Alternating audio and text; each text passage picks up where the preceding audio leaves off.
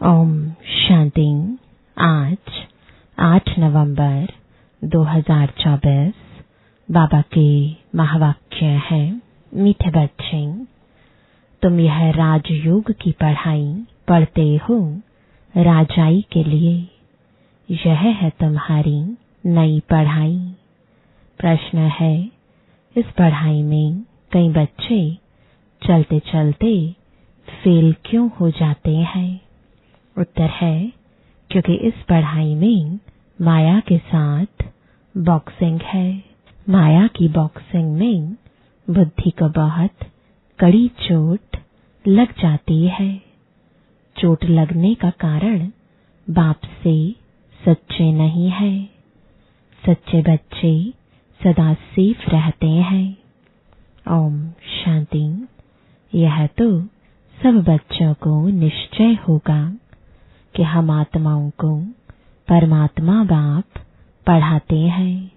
5000 वर्ष बाद एक ही बार बेहद का बाप आकर बेहद के बच्चों को पढ़ाते हैं।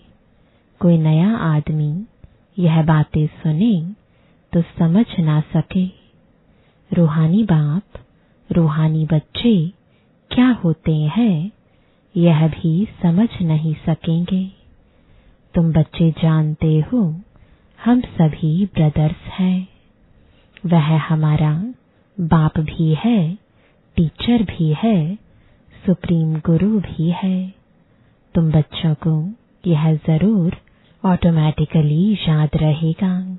यहाँ बैठे समझते होंगे सभी आत्माओं का एक ही रूहानी बाप है।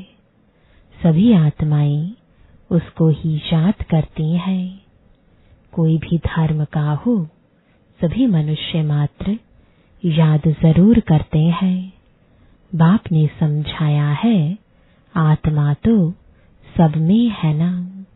अब बाप कहते हैं, देह के सब धर्म छोड़ अपने को आत्मा समझो। अभी तुम आत्मा यहाँ पाठ बजा रही हो।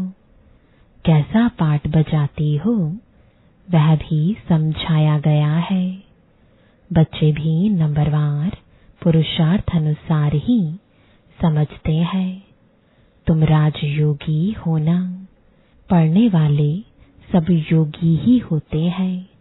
पढ़ाने वाले टीचर के साथ योग जरूर रखना पड़ता है। एम ऑब्जेक्ट का भी मालूम रहता है। इस पढ़ाई से हम फलाना बनेंगे। यह पढ़ाई तो एक ही है। इनको कहा जाता है राजाओं का राजा बनने की पढ़ाई। राजयोग है ना। राजाई प्राप्त करने के लिए बाप से योग, और कोई मनुष्य यह राजयोग कभी सिखला ना सके। तुमको कोई मनुष्य नहीं सिखलाते हैं। परमात्मा तुम आत्माओं को सिखलाते हैं। तुम फिर औरों को सिखलाते हो। तुम भी अपने को आत्मा समझो। हम आत्माओं को बाप सिखलाते हैं। यह याद न रहने से जौहर नहीं भरता है। इसलिए बहुतों की बुद्धि में नहीं बैठता है। तो बाप हमेशा कहते हैं, योग युक्त हो, याद की यात्रा में रहकर समझाओ। हम भाई भाई को सिखलाते हैं। तुम भी आत्मा हो, वह सबका बाप टीचर गुरु है। आत्मा को देखना है। भल गायन है सेकंड में जीवन मुक्ति, परंतु इसमें मेहनत बहुत है। आत्म अभिमानी न बनने से तुम्हारे वचनों में ताकत नहीं रहती है। क्योंकि जिस प्रकार बाप समझाते हैं उस रीति कोई समझाते नहीं है। कोई कोई तो बहुत अच्छा समझाते हैं। कौन कांटा है और कौन फूल है मालूम तो सब पड़ता है। स्कूल में बच्चे 5-6 दर्जा पढ़कर फिर ट्रांसफर होते हैं। अच्छे अच्छे बच्चे जब ट्रांसफर होते हैं तो दूसरे क्लास के टीचर को भी झट मालूम पड़ता है यह बच्चे तीखे पुरुषार्थी हैं, इन्होंने अच्छा पढ़ा हुआ है, तब ऊंच नंबर में आए हैं। टीचर तो जरूर समझते होंगे ना, वह है लौकिक पढ़ाई, यहाँ तो वह बात नहीं। यह है पारलौकिक पढ़ाई, यहाँ तो ऐसे नहीं कहेंगे। यह पहले बहुत अच्छा पढ़कर आए हैं, तब अच्छा पढ़ते हैं, नहीं उस इम्तिहान में तो ट्रांसफर होते हैं तो टीचर समझेंगे इसने पढ़ाई में मेहनत की है, तब आगे नंबर लिया है। यहाँ तो है ही नई पढ़ाई, जो पहले से कोई पढ़े हुए नहीं है। नई पढ़ाई है, नया पढ़ाने वाला है, सब नए हैं, नयों को पढ़ाते हैं। उनमें जो अच्छी रीति पढ़ते हैं तो कहेंगे यह अच्छे पुरुषार्थी हैं। यह है नई दुनिया के लिए नई नॉलेज, और कोई पढ़ाने वाला तो है नहीं। जितना जितना जो अटेंशन देते हैं उतना ऊंच नंबर में जाते हैं। कोई तो बहुत मीठे आज्ञाकारी होते हैं, देखने से ही पता पड़ता है यह पढ़ाने वाला बहुत अच्छा है, इनमें कोई अवगुण नहीं है। चलन से बात करने से मालूम पड़ जाता है। बाबा पूछते भी सबसे हैं यह कैसा पढ़ाते हैं, इनमें कोई खामी तो नहीं है। ऐसे बहुत कहते हैं कि हमारे पूछे बगैर समाचार कभी नहीं देना। कोई अच्छा पढ़ाते हैं, कोई शुरूढ़ बुद्धि नहीं होते हैं। माया का वार बहुत होता है, यह बाप जानते हैं। माया इन्हों को धोखा बहुत देती है। भल 10 वर्ष भी पढ़ाया है, परंतु माया ऐसी जबरदस्त है, देह अहंकार आया और यह फंसा। बाप समझाते हैं जो भी पहलवान है उन पर माया की चोट लगती है। माया भी बलवान से बलवान होकर लड़ती है। तुम समझते होंगे बाबा ने जिसमें प्रवेश किया है यह नंबर 1 है, फिर नंबरवार तो बहुत है ना। बाबा मिसाल करके 1-2 का देते हैं, होते तो नंबरवार बहुत है। जैसे दिल्ली में गीता बच्ची बहुत होशियार है बच्ची बड़ी मीठी। बाबा हमेशा कहते हैं गीता तो सच्ची गीता है। मनुष्य वह गीता पढ़ते हैं, परंतु यह नहीं समझते हैं कि भगवान ने कैसे राजयोग सिखाकर राजाओं का राजा बनाया था। बरोबर सतयुग था तो एक ही धर्म था। कल की बात है, बाप कहते हैं कल तुमको इतना साहूकार बनाकर गया, तुम पद्मा पदम भाग्यशाली थे। अब तुम क्या बन गए हो, तुम फील करते हो ना। उन गीता सुनाने वालों से कोई को फीलिंग आती है क्या? जरा भी नहीं समझते। ऊंच ते ऊंच श्रीमद् भगवत गीता ही गाई जाती है। वह तो गीता किताब बैठ पढ़ते व सुनाते हैं। बाप तो किताब नहीं पढ़ते, फर्क तो है ना। उनकी याद की यात्रा तो है ही नहीं, वह तो नीचे गिरते ही रहते हैं। सर्वव्यापी के ज्ञान से सब देखो कैसे बन गए हैं। तुम जानते हो कल्प कल्प ऐसे ही होगा। बाप कहते हैं तुमको सिखलाकर विषय सागर से पार कर देते हैं। कितना फर्क है। शास्त्र पढ़ना तो भक्ति मार्ग हुआ ना। बाप कहते हैं यह पढ़ने से मेरे से कोई नहीं मिलते। वह समझते हैं कोई भी तरफ जाओ पहुंचना तो सबको एक ही जगह है। कभी कहते हैं भगवान किस न किस रूप में आकर पढ़ाएंगे। जब बाप को आकर पढ़ाना है तो फिर तुम क्या पढ़ाते हो। बाप समझाते हैं गीता में आटे में नमक मिसल कोई राइट अक्षर है जिसमें तुम पकड़ सकते हो। सतयुग में तो कोई भी शास्त्र आदि होते ही नहीं। यह है ही भक्ति मार्ग के शास्त्र। ऐसे नहीं कहेंगे कि यह अनादि है, शुरू से चले आते हैं। नहीं, अनादि का अर्थ नहीं समझते। बाप समझाते हैं यह तो ड्रामा अनादि बरोबर है। तुमको बाप राजयोग सिखलाते हैं। बाप कहते हैं अभी तुमको सिखलाता हूँ फिर गुम हो जाता हूँ। तुम कहेंगे हमारा राज्य अनादि था। राज्य वही है, सिर्फ पावन से बदल पतित होने से नाम बदल जाता है। देवता के बदले हिंदू कहलाते हैं। है तो आदि सनातन देवी देवता धर्म के नाम। जैसे दूसरे सतु प्रधान से सतु रजो तमो में आते हैं, तुम भी ऐसे उतरते हो। रजो में आते हो तो अपवित्रता के कारण देवता के बदले हिंदू कहलाते हो। नहीं तो हिंदू हिंदुस्तान का नाम है।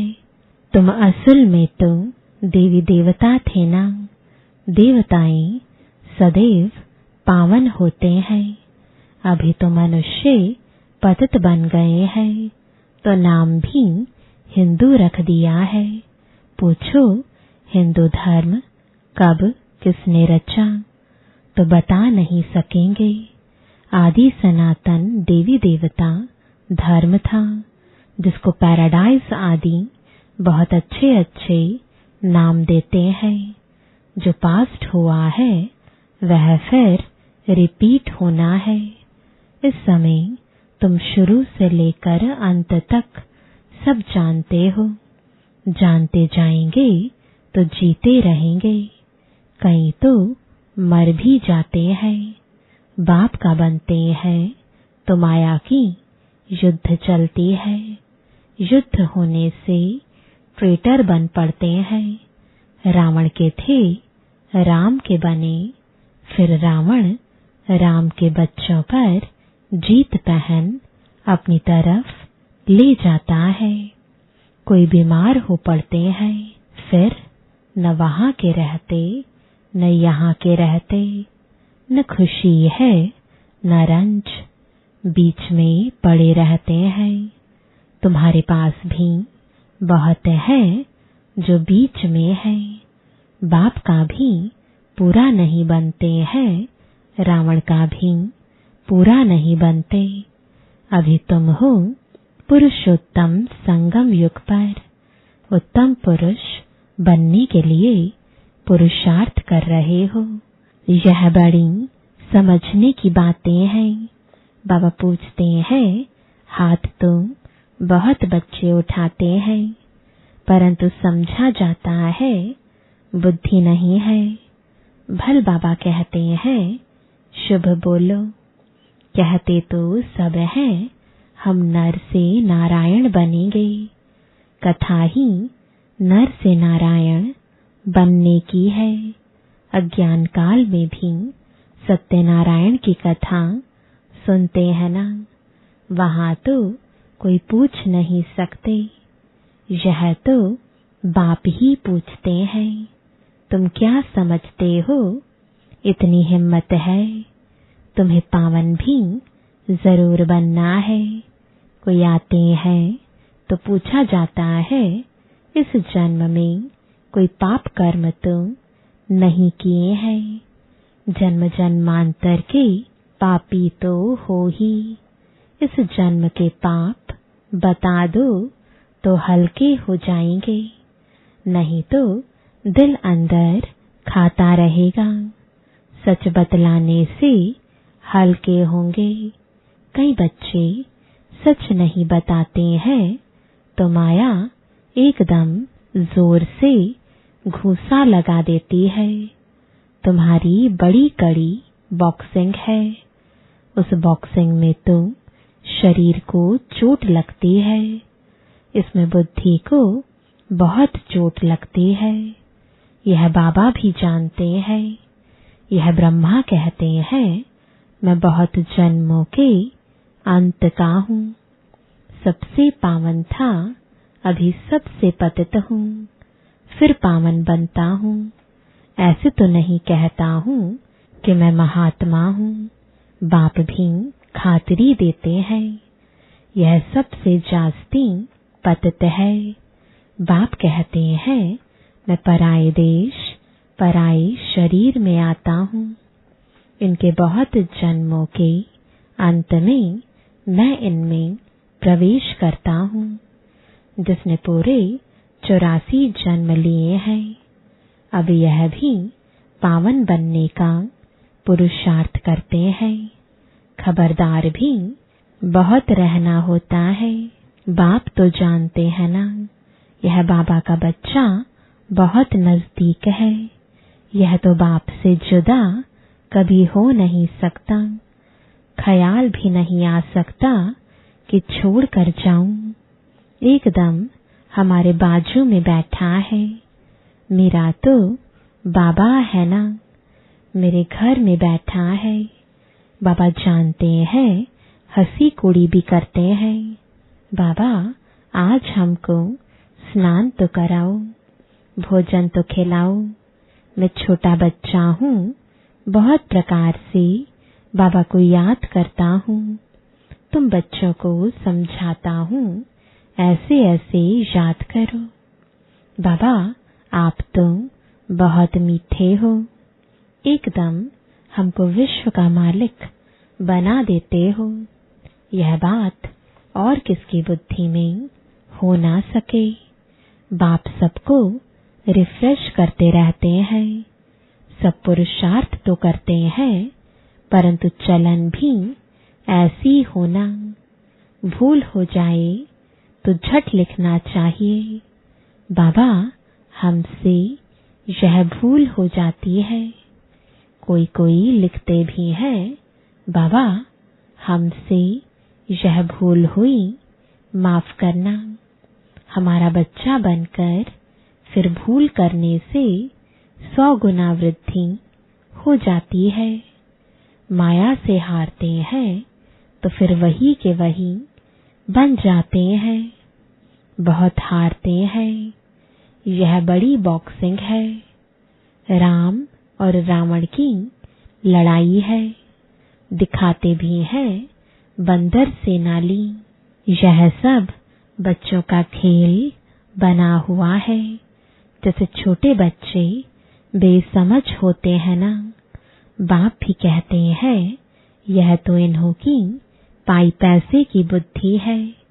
कहते हैं हर एक ईश्वर का रूप है, तो हर एक ईश्वर बन क्रिएट भी करते हैं, पालना करते हैं, फिर विनाश भी कर देते हैं। अब ईश्वर कोई का विनाश थोड़े ही करते हैं। यह तो कितनी अज्ञानता है। इसलिए कहा जाता है गुड़ियों की पूजा करते रहते हैं। वंडर है मनुष्यों की बुद्धि क्या हो जाती है। कितना खर्चा करते हैं। बाप उल्हाना देते हैं, हम तुमको इतना बड़ा बना कर गया, तुमने क्या किया। तुम भी जानते हो हम सो देवता थे, फिर चक्र लगाते हैं। अभी हम ब्राह्मण बने हैं, फिर हम सो देवता बनेंगे। यह तो बुद्धि में बैठा हुआ है ना।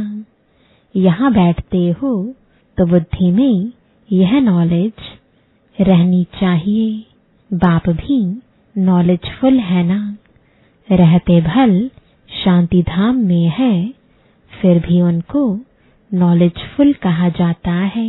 तुम्हारी भी आत्मा में सारी नॉलेज रहती है ना। कहते हैं इस ज्ञान से तो हमारी आंखें खुल गई हैं। बाप तुमको ज्ञान के चक्षु देते हैं। आत्मा को सृष्टि के आदि मध्य अंत का पता पड़ गया है। चक्र फिरता रहता है। ब्राह्मणों को ही स्वदर्शन चक्र मिलता है। देवताओं को पढ़ाने वाला कोई होता नहीं। उनको शिक्षा की दरकार नहीं। पढ़ना तो तुमको है, जो फिर तुम देवता बनते हो। अब बाप बैठ यह नई नई बातें समझाते हैं। यह नई पढ़ाई पढ़कर तुम ऊंच बनते हो। First so last, last so first, यह पढ़ाई है ना। अभी तुम समझते हो बाबा हर कल्प आकर पतित से पावन बनाते हैं। फिर यह नॉलेज खलास हो जाएगी। अच्छा, मीठे मीठे सिकिलदे बच्चों प्रति माता पिता बाप दादा का याद प्यार और गुड मॉर्निंग। रूहानी बाप की रूहानी बच्चों को नमस्ते। रूहानी बच्चों की रूहानी बाप दादा को गुड मॉर्निंग और नमस्ते। धारणा के लिए मुख्य सार है। पहला, बहुत बहुत आज्ञाकारी मीठा होकर चलना है। देह अहंकार में नहीं आना है। बाप का बच्चा बनकर फिर कोई भी भूल नहीं करनी है। माया की बॉक्सिंग में बहुत बहुत खबरदार रहना है। दूसरा, अपने वचनों यानी वाक्यों में ताकत भरने के लिए आत्म अभिमानी रहने का अभ्यास करना है। स्मृति रहे बाप का सिखलाया हुआ हम सुना रहे हैं, तो उसमें जौहर भरेगा। वरदान है अविनाशी नशे में रहे रूहानी मजे और मौज का अनुभव करने वाले ब्राह्मण सुफरिश्ता भव। आप ब्राह्मण सुफरिश्ते देवताओं से भी ऊंचे हो। देवताई जीवन में बाप का ज्ञान इमर्ज नहीं होगा। परमात्म मिलन का अनुभव भी नहीं होगा। इसलिए अभी सदा यह नशा रहे कि हम देवताओं से भी ऊंच ब्राह्मण सुफरिश्ता है। यह अविनाशी नशा ही रूहानी मजे और मौज का अनुभव कराने वाला है। अगर नशा सदा नहीं रहेगा तो कभी मजे में रहेंगे, कभी मूंझेंगे। स्लोगन है, अपनी सेवा को भी बाप के आगे अर्पित कर दो, तब कहेंगे समर्पित आत्मा।